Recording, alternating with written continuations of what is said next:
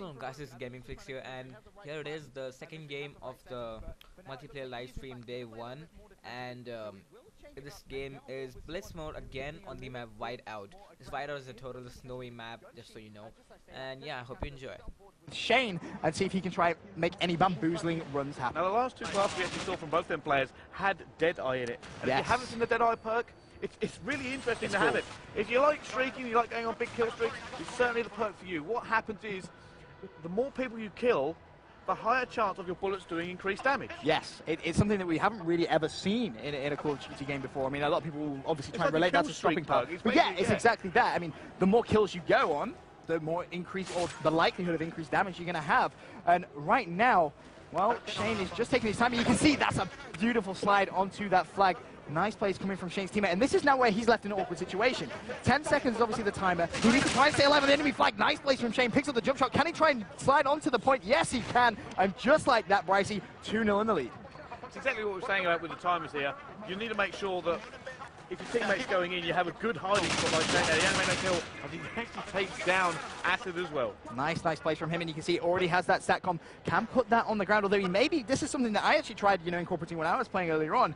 Try and save them. Communicate with your team, If you can try and get 2 or 3, we know they work better, and that, to me, looks like something Shane's actually trying to do, although he has just put that down. 1 kill away from Riley coming out onto the map. Certainly is. What can he do? It looks like he might actually be playing for that streak now. Not as aggressive as we have seen him before, but he's slowly winding away. This is what I said about this particular goal. There are a lot of sneaky routes you can do, and he's actually going to do it. He just doing them, and he's slid in again. Oh, Shane, the OBJ master, just showing us exactly why there. Nice little sneaky play from him. Saw 2 enemies, decided it wasn't for him to go straight for the point. They now have a 3-1 lead, and Shane has that dog. He's actually called it in, so we'll stay on board with him as he throws that 9-bang out. That didn't actually connect. In fact, there's the hit marker, so Azox is going to know there's someone around there, and Shane on the hunt. He's very, very close towards that Juggernaut Maniac. We didn't see one last game. I'm hoping we see one this game. I also want to see an Odin strike as well, just to show the people at home just how much that changes the map like this.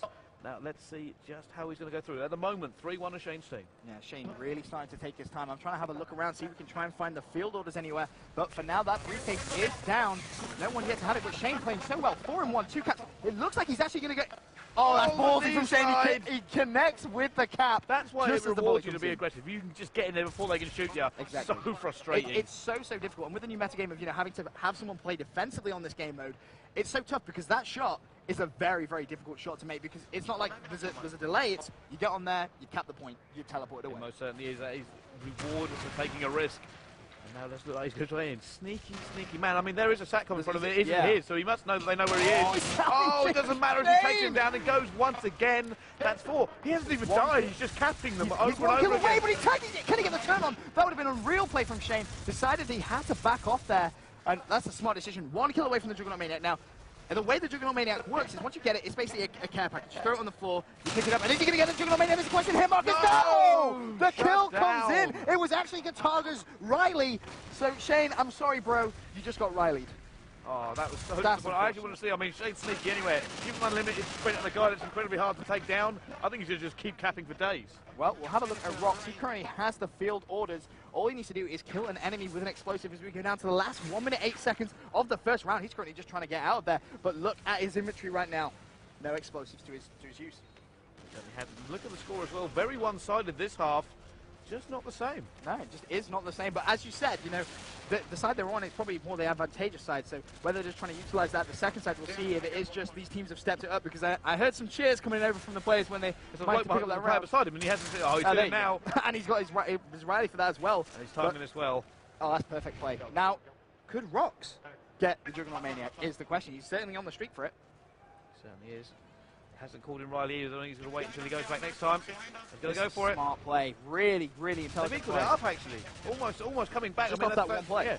There's 3 actually come back in the very quick succession. This is how advanced it is. It doesn't always pay to defend.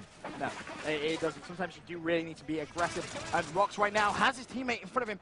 Manages to pick up the assist there. Smart play from him.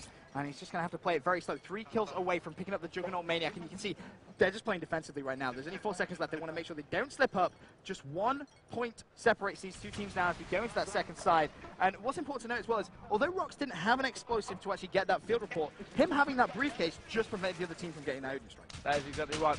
Other thing to notice here, Benson, is I haven't seen anybody go for the support. I've noticed that. I mean, for me, the support are really players. go for those kills. I think they just know that the SATCOM is very useful to them in this game. They will detect the players, and obviously they all want to get Riley. I'm a big fan of the Night Owl, though. I'm not going to lie. The Night Owl under the support category is so cool. It's essentially a trophy system that flies above your head and sort of keeps you alive. I shot my own one. You shot your own? I tried to. When it good. first came up, I was like, oh my god, what's that? But it is a great thing, but none of the players using it here. They're all choosing for the standard SATCOM, Dogs, and the Maniac Juggernaut. At the moment, it's Rox, very close. He's playing very defensively, and he's actually called in his Riley. Now, when you're 3 kills away from the sort of Juggernaut Maniac, you kind of do. It starts to get to you, as it does many players. You know, you start thinking about you start thinking about it, and well, we saw Shane kind of choke it a little bit earlier on, but whether Rox can do it this time, and something else that's important to note as well is you'll notice he's lost the field report. So when the round switches, it goes back to First Blood gets that briefcase. Certainly is now. It looks like he's playing quite passive. You're correct. He's in fact playing for streaks.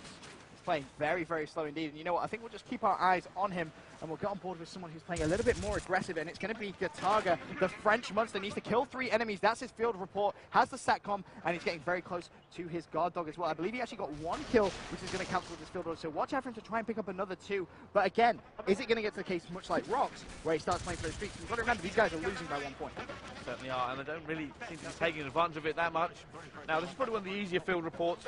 Kill 3 people, you're not doing anything different, just go and kill someone. Yeah, it's pretty much that simple. Use your gun, use your knife, whatever, it doesn't matter. Just get those kills, and Gatarga's just checking the flank. It's going to see someone over there towards that left-hand side, fires a lot of bullets there, decides to back off, doing the smart thing, again, trying to stay alive. He's currently 21 of 5, top fragging his team, and this is what I talked about earlier on. He's back. This looks like this is going to be his game for any of you competitive fans out there. Oh, certainly so. And it's kind of interesting. He's gone for the suppressor at the moment, being very sneaky, making sure he doesn't die, and you can see that in his scores. Not really playing the objective, though. Hasn't got a capture yet. I believe Rox, if we have a quick look over at him after Gatarga gets that kill, nice play from him. Yep, he's got the Juggernaut Maniac. One of my favorite streaks on the whole game. He's currently 11 and 9. Now, let's just sort of, you know, it's a nightmare. It's a nightmare in a streak, because you can see there it's so hard to take down. Wow. And he's just knifing players. And can he get the point? Yes, he can.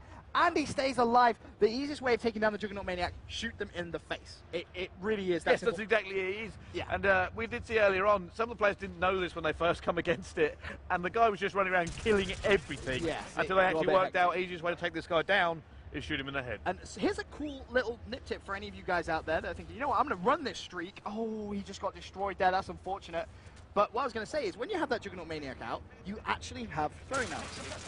Not a lot of people know that. You didn't know that. I can see that. You actually have. I only got it once, and I was just running around stabbing people. It's a lot of fun to do, I won't lie. But you do actually have throwing knives at your disposal as well. So if you do get sort of in that tight situation, you can always throw one of those out. But right now, back in the game, 2 minutes 3 remaining, 7-5 is the scores on the doors.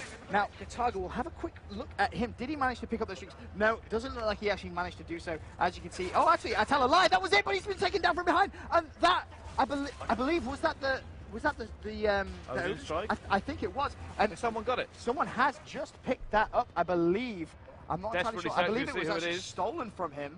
And I think it may have already been called in. And this is really, really cool what it does on this map. It can be different on every single map. Now, on this one, it's a giant satellite that falls from the sky and causes a massive sort of EMP/radar jammer over at the other side of the map. Oh, just taken down there. Field orders will fail for him as well. Look how tight this game is. It's actually evened right up as the sides have switched. 8 and 6 at the moment. It does seem like it's going to be Swanee's team that is actually going to be taking the lead on this one. Well, I want to have a quick look at Shane. He currently has 5 caps this game, top of his team for now, and he's getting very close. The enemy base goes for the hip fire, shut down. Shane has 5 out of the 6 caps. That just shows you how much of an objective-based player he really is. And how much his team aren't doing the objective in fairness. I mean, you look at the other team there, the team with Gatarga on. 28 and 8, Gatarga. What more can you say about that? Not an awful lot. He also has now got that objective work as well. So he's doing just monstering for his team. He really is. And Shane trying to get his team back into the game. He shuts down Gatarga. Very nice play coming from him. Now the question is, can he try and make some plays on the objective? Unfortunately, he's not going to be able to. He gets shut down. Having a quick look across. Is there anyone in a position? Well, Broken, let's have a look at him. He's trying to go around the flank, has the support of a teammate. 27 seconds left, Bryce. If they're going to come back into this game, they need to get on that point right now. I completely agree with you. This is what I said, actually. This goal, a lot harder to get to. It actually takes him down with the silenced pistol. He's going to go for it. There's two of his teammates. He capped it. He capped it, but did die. So it's going to be 8-7, 11 seconds left. Is there anyone? I think it was his teammate who was behind him that capped it. I think he died before he got in. Oh, that's unfortunate. I'm just having a quick look. It doesn't look like there's going to be anyone else in a position to cap it. And that is going to be the end of the game. 8 points to 7. What a sensational game of Call of Duty. Oh, it really was. What incredible.